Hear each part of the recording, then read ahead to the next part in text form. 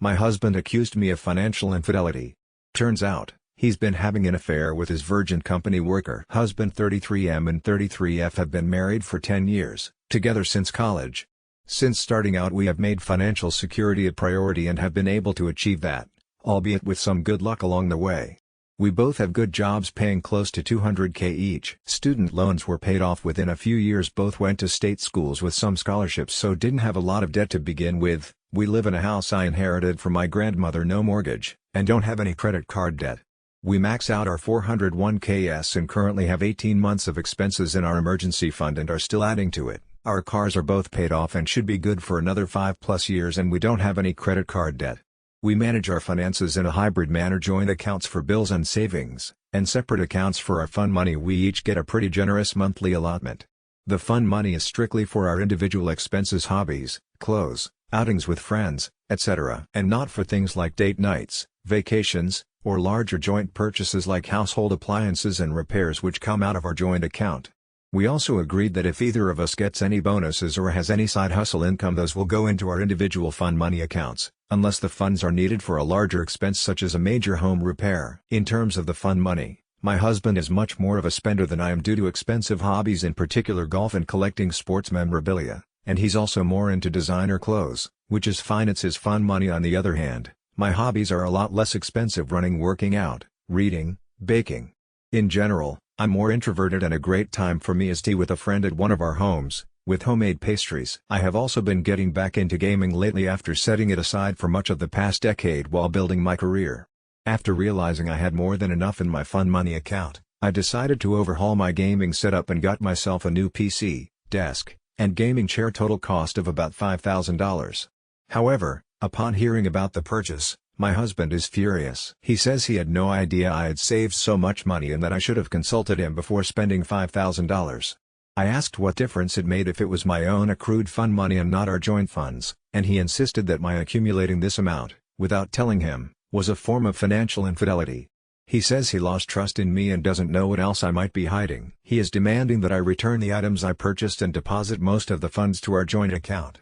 He wants to make a new rule that fun money accounts can accumulate more than $2,000 and that any excess goes back to the joint account, a rule that would obviously favor him as a person who spends most of his allotment each month instead of saving up for anything bigger. I feel like I am being punished for being more of a day-to-day saver than spender. It wouldn't occur to me to demand to know how much my husband has in his fun money account or to try to micromanage what he spends it on. I wasn't hiding anything deliberately. He never asked about it until after I made the purchases. Still, maybe I should have been more transparent about my plans. So am I the idiot? Miscellaneous info: husband and I each have our own office hobby room in the house, so it's not like the gaming setup was going in a space he uses. I don't usually game when my husband is home unless he's already busy doing something else. My biggest block of gaming time is typically when he's off playing golf. Also, I run 40-50 miles a week, so it's not like I am generally sedentary. I can't think of a good reason why he would object to me gaming or having a nice gaming setup in my own space in the house. Update 1: My husband finally calmed down enough to have a conversation with me. As many others who provided comments suggested, it wasn't really about the money, but a window into larger issues in our relationship. Essentially, my husband has been feeling increasingly unhappy with me for a while, for the following reasons. In general, he feels that he's a lot more committed to his career development than I am to mine. It's true that although we currently have about the same income, the ceiling for his field finance is a lot higher than the one for my in-tech software dev. He's currently in an executive training program and I'm decidedly not. He's feeling resentful that he's having to work long hours in a high-pressure environment, while I get to work primarily at home doing something that is fun and fairly easy for me, and I'm not stretching myself to do more. He's concerned that over time these resentments are going to build, and that I'm not going to end up pulling my weight financially if he takes huge leaps in his career and I don't. He remarked that, since getting back into gaming a few months ago, I have been putting a bit less effort into cooking. I do nearly all the cooking because I work at home and have an easier schedule. It's true that I have been fixing simpler meals, things like grilled chicken salads, or chili with cornbread instead of elaborate meals with fussier foods and several sides. He has also noticed that I haven't been doing the elaborate table settings I used to, with flowers on the table, fancy placemats, etc. Honestly, I didn't realize he noticed or cared about this, but apparently he does. Acts of service are one of his main love languages, so overall he's feeling a little neglected because of this. He also feels I'm not putting enough effort into my appearance. Not in terms of weight body, I'm a long-distance runner and slim, but in terms of things like clothes, hair, etc. It's true that I've never paid much attention to these things given that I work at home in tech. The standard for appearances is extremely low and I far exceed that. I tend to buy simple, practical clothes at places like Target and Walmart, don't wear much makeup and keep my hair in a simple ponytail. I do glam up a lot more for date nights and other dressy occasions, but most days he comes home from work to find me in a t-shirt and yoga pants with no makeup, and he wants me to make more of an effort. The bottom line is that because of all these things, he's starting to notice other women. Says he hasn't cheated, he's just noticing other people because he's regularly disappointed in me. In particular, given that he works in finance, there are a good number of very career-oriented, Type A women who manage to have fantastic bodies, be effortlessly polished and glam, and have more interesting hobbies.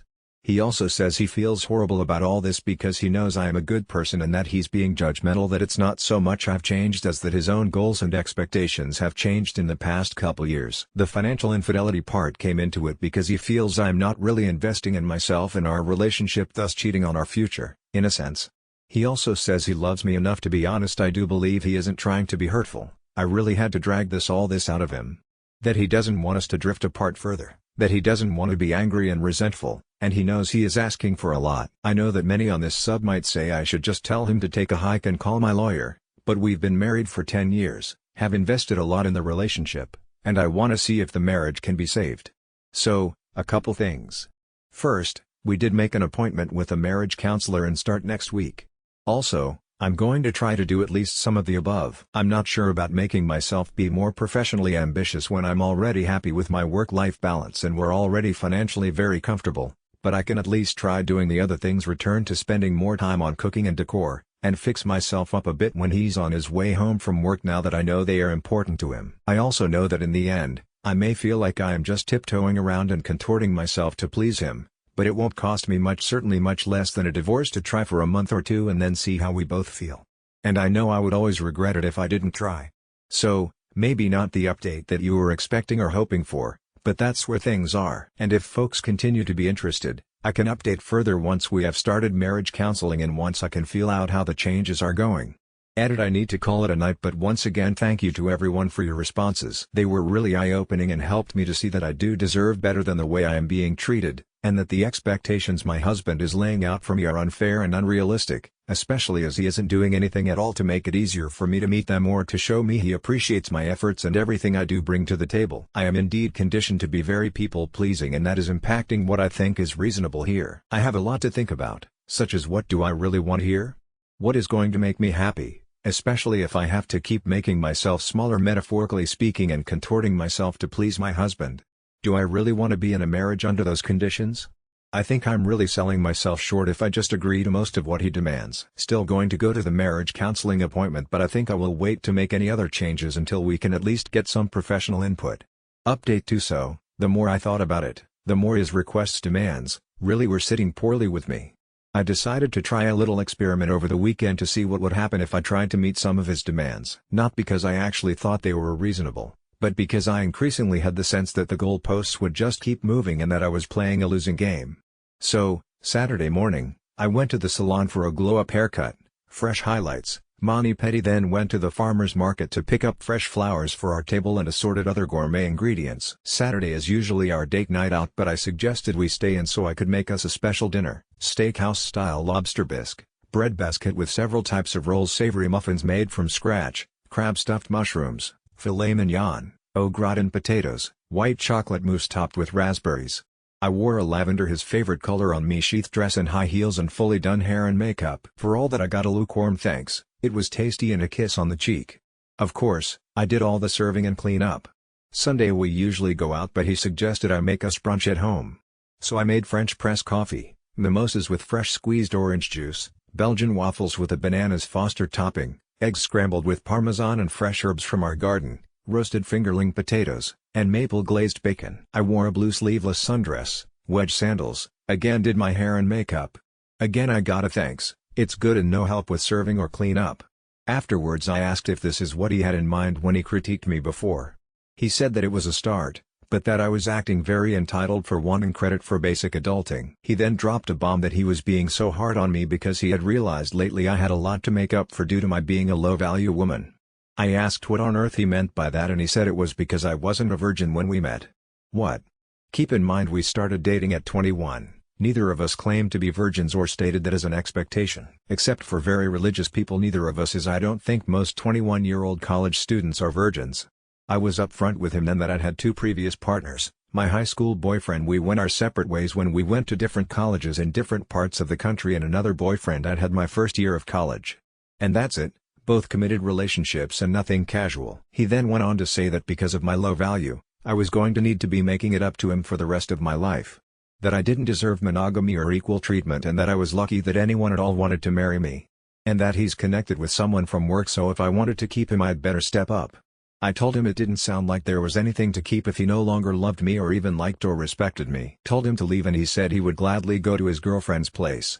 I know significant other many people here insisted he was having an affair, and I just didn't want to see it. That his complaints were really all part of a campaign to distance himself from me.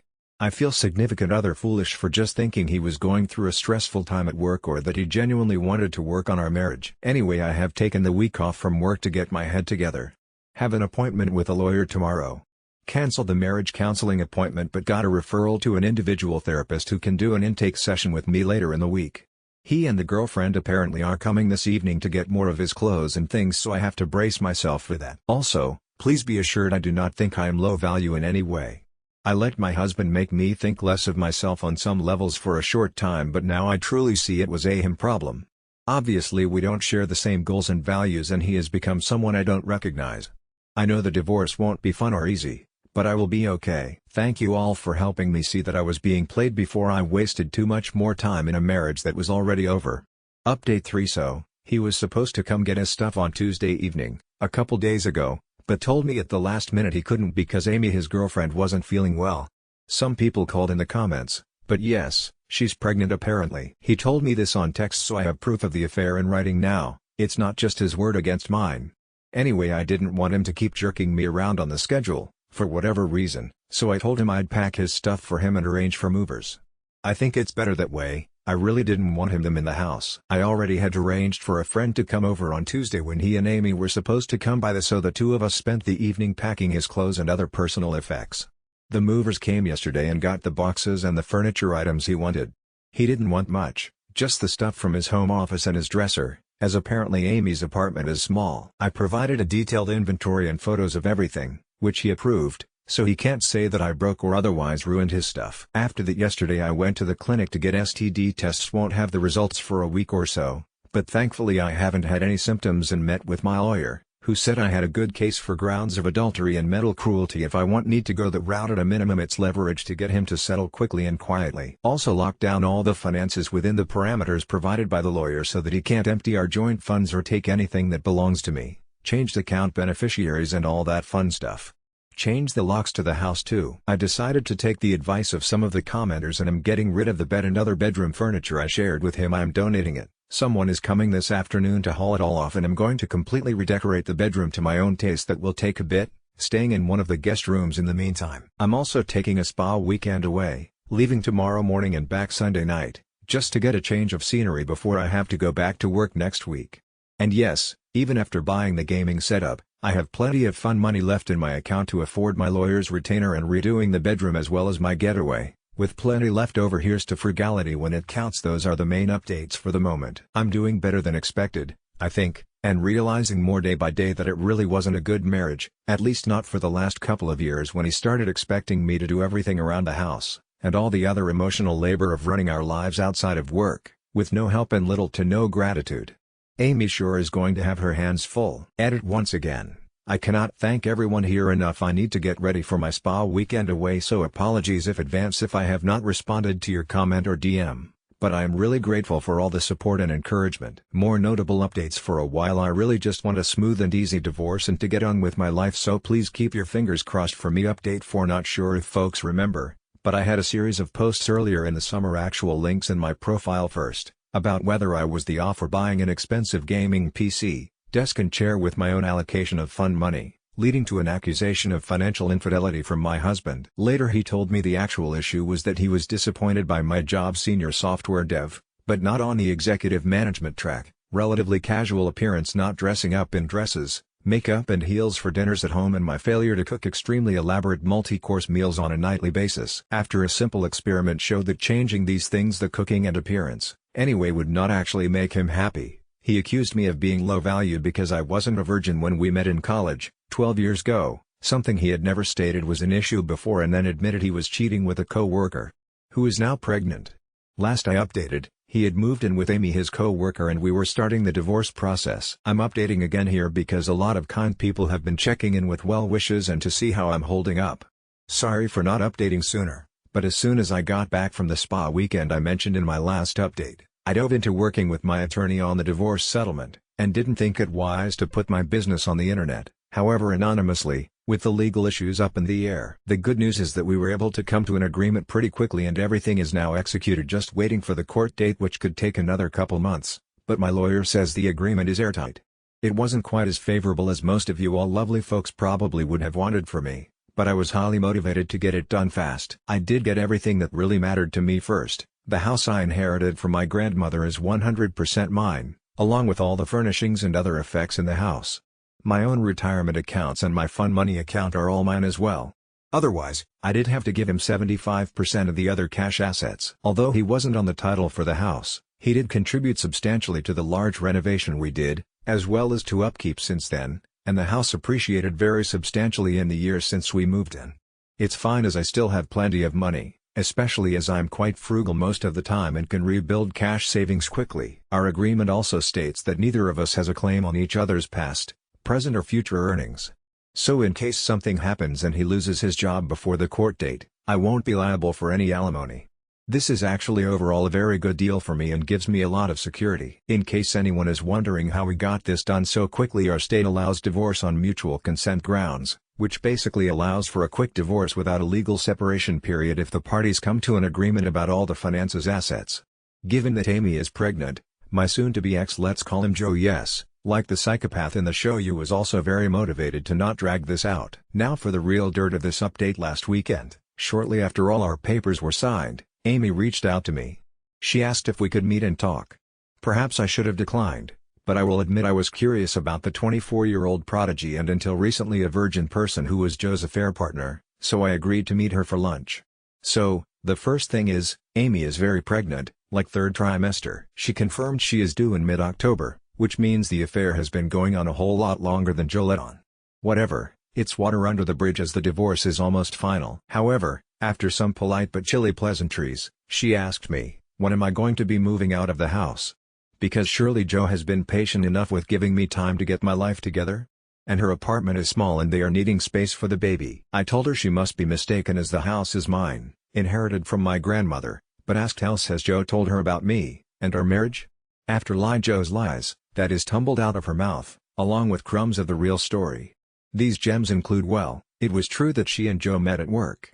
But it was about a year ago, when they were both interviewing for the executive training program they are now in. Amy said, though, that they first became friends before getting together romantically.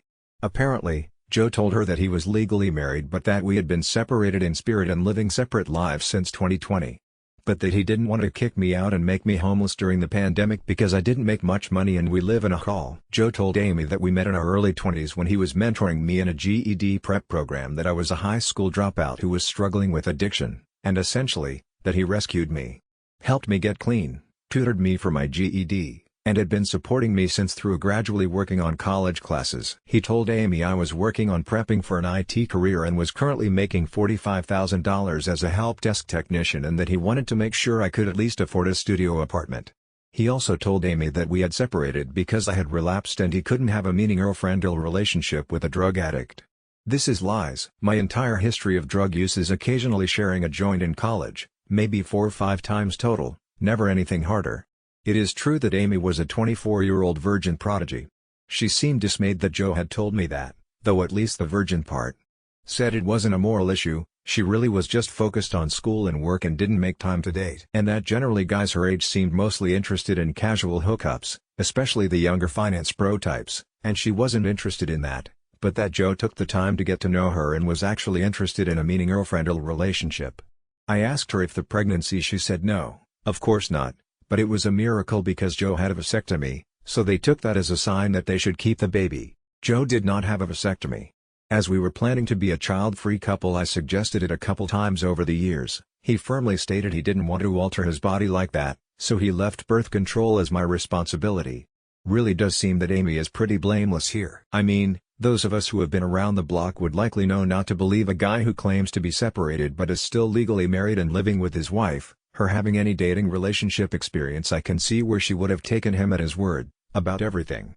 After all, I didn't know anything was amiss with Joe until a couple months ago and I was married to him. Of course Amy didn't want to believe me, and I don't blame her for that all. She's been in a relationship with Joe for close to a year and is 7+ months pregnant with his baby, who is coming soon, ready or not.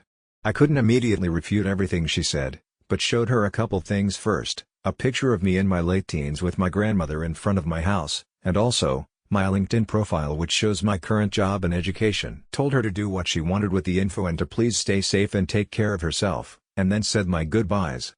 Yes, it was all very odd and unexpected and surreal. Sorry this is so long, but figured those following my tale would be interested in this turn. I am not sure if I will update in a year or so when I have truly processed everything with lots of therapy and am hopefully on to living my best life. As for Joe and Amy, it's up to them to find whatever their path is. I do hope she wises up and leaves him, but I'm sadly not confident about that. I'm sure he will be able to spin all this in his favor because that's what he does.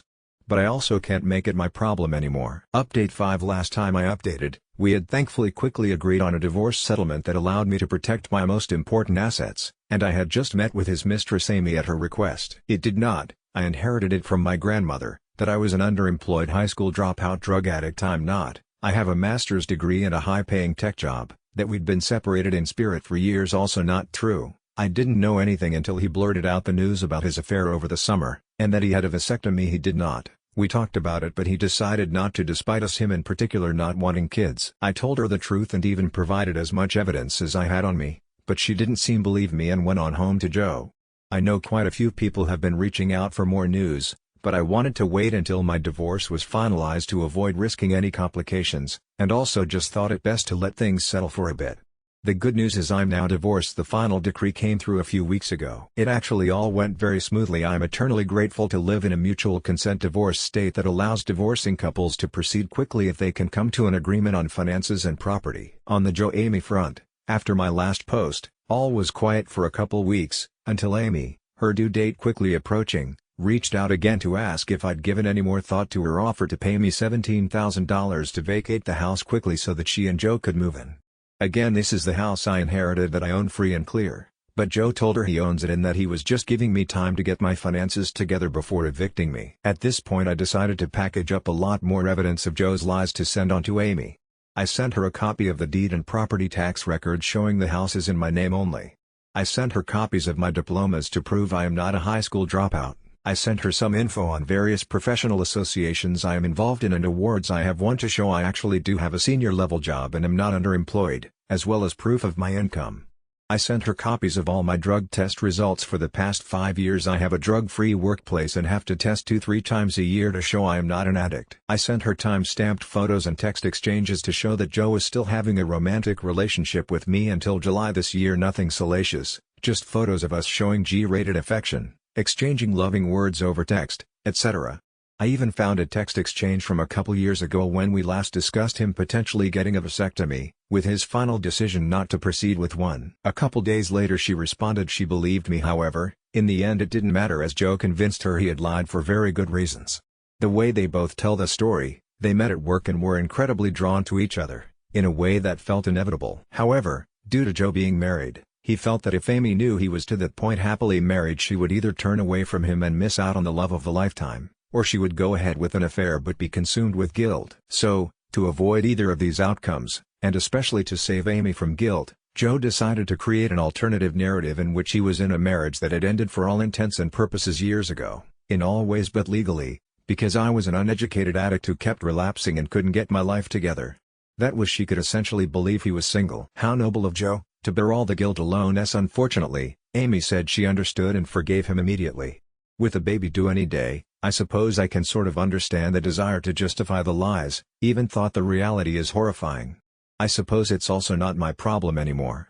Amy did have her baby over a month ago and I guess she and Joe whatever life together or not is meant to be. As for me, I'm doing very well, actually got a big promotion at work, not managing people, which I don't want to do, but will be working on higher profile projects with a 40% raise which starts after the new year. The house is really big for just me, so I have a couple roommates now. A friend who is also going through a divorce moved in, as well as a younger mid-20s cousin who moved to the city for work.